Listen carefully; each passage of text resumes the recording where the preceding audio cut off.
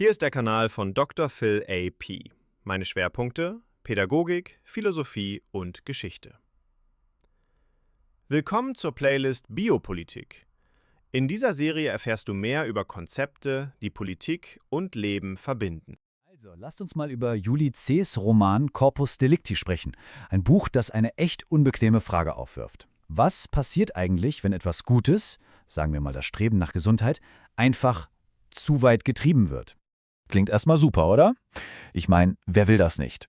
Das Verrückte ist, dieser Satz, der den Roman einleitet, ist quasi wortwörtlich von der Weltgesundheitsorganisation übernommen. Aber in dieser Geschichte wird daraus die Basis für etwas, ziemlich Düsteres. Also, woher kommt diese Idee überhaupt? Wer hat sich diese Welt ausgedacht und wann ist das Ganze entstanden? Die Frau hinter all dem ist Julie C., eine deutsche Autorin und, was hier total wichtig ist, studierte Juristin. Ihr dystopischer Roman Corpus Delicti, ein Prozess, kam 2009 raus und hat sofort voll eingeschlagen. Und dieser juristische Hintergrund von ihr, der ist wirklich entscheidend. Denn der Roman ist im Grunde genommen ein einziger Prozess, aber nicht nur gegen einen Menschen, sondern gegen ein ganzes System. Was viele gar nicht wissen, Corpus Delicti war zuerst ein Theaterstück. Ja, wirklich. Es wurde 2007 für die Ruhr-Triennale geschrieben. Und das merkt man dem Buch auch an, finde ich. Diese super scharfen Dialoge und wie sich die Handlung so dramatisch zuspitzt, das hat einfach was von einer Bühne. Okay, aber wie sieht diese Welt denn nun konkret aus? Schauen wir uns mal die sogenannte Methode genauer an. Eine Gesellschaft, die voll und ganz auf totale Gesundheit getrimmt ist. Die Methode ist eben nicht nur eine Regierung, nee, sie ist eine richtige Staatsideologie. Stellt euch vor, in einer gar nicht so weit entfernten Zukunft ist eure Gesundheit keine Privatsache mehr. Sie ist eure allererste Pflicht als Bürger.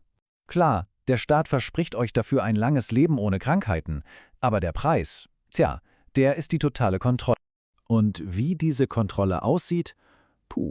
Also jeder muss Berichte über seinen Schlaf und seine Ernährung abgeben. Regelmäßige Blutdruck- und Urintests, Standard.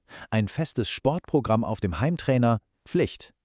Sogar bei der Partnerwahl redet der Staat mit, damit auch immunologisch perfekte Kinder dabei rauskommen. Und all diese Daten, die sind auf einem Chip in deinem Arm gespeichert. Jederzeit für den Staat abrufbar. Und genau hier passiert der Knackpunkt, der philosophische Dreh. Die unantastbare Würde des Menschen wird einfach ausgetauscht gegen das Wohl des Menschen. Das klingt vielleicht erstmal ähnlich, aber es ist ein Riesenunterschied. Das ist diese ewige Frage, was zählt mehr, das Recht des Einzelnen oder der Nutzen für alle? Und indem man hier das Wohl über die Würde stellt, macht man die Tür sperrangelweit auf für einen Überwachungsstaat, der alles kontrollieren darf, natürlich immer nur im Namen des Gemeinwohls. So. Und mitten in dieses scheinbar perfekte System platzt jetzt unsere Hauptfigur, Mia Holl. Und ihr Prozess, der wird zum Auslöser, der die Fassade dieser Methode so richtig zum Bröckeln bringt. Im Zentrum der Geschichte stehen zwei Geschwister. Da haben wir einmal Mia, sie ist 34, Biologin, total rational und am Anfang eine absolute Musterbürgerin, eine echte Anhängerin der Methode. Und dann ist da ihr Bruder Moritz. Er ist das genaue Gegenteil. Ein Freigeist, ein Idealist. Er liebt die Natur, die Freiheit, das Unperfekte. Also im Grunde alles, was die Methode hasst. Und dann geht alles ganz schnell. Moritz wird wegen Mordes angeklagt. Der Beweis? Ein einziger DNA-Treffer. Und DNA gilt in diesem System ja als absolut unfehlbar. Moritz schreit, er sei unschuldig. Aber das System, das hört nicht hin. Aus Verzweiflung nimmt er sich im Gefängnis das Leben. Und für Mia? Für sie bricht eine Welt zusammen. Ihr ganzer Glaube an die Logik, an die Perfektion des Systems wird mit einem Schlag zerstört. Und aus dieser tiefen Trauer wächst erst Zweifel und dann offener Widerstand. Dieser Satz von Moritz, der bringt seine ganze Philosophie auf den Punkt. Er sagt damit, hey, ich habe das Recht, selbst zu bestimmen, sogar über meinen eigenen Tod. Es ist quasi sein letzter verzweifelter Akt der Freiheit gegen einen Staat, der einfach alles, wirklich alles kontrollieren will. Und mit dieser Haltung von Moritz sind wir auch schon bei der Kernfrage des ganzen Romans. Was ist uns eigentlich wichtiger? Absolute Sicherheit und perfekte Gesundheit oder unsere persönliche Freiheit? Genau darüber lässt uns der Roman nachdenken, ob wir wollen oder nicht.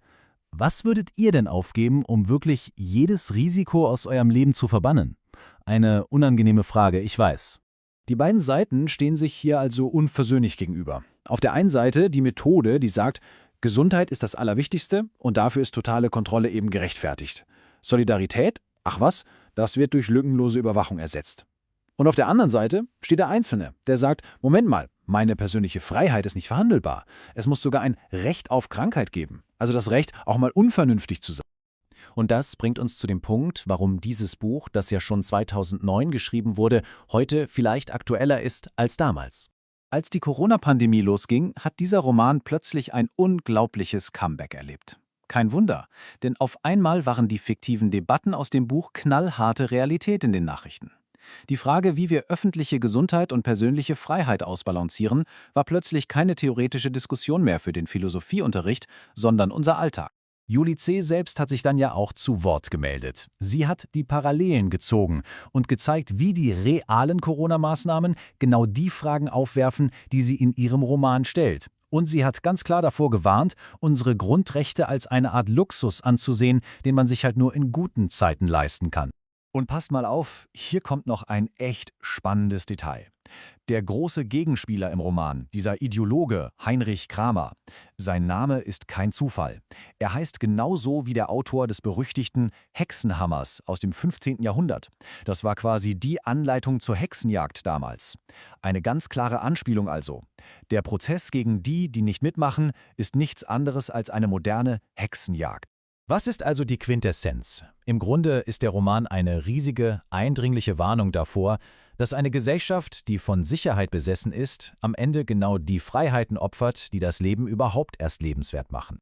Und damit sind wir am Ende. Mit einer Frage, die der Roman nicht nur seinen Figuren, sondern uns allen stellt. Denkt mal drüber nach. Wo zieht ihr ganz persönlich die Grenze? Wie viel Freiheit wärt ihr bereit, für perfekte Gesundheit aufzugeben? Tja, und genau das ist die zeitlose und heute so verdammt aktuelle Frage, mit der uns Corpus Delicti zurücklässt.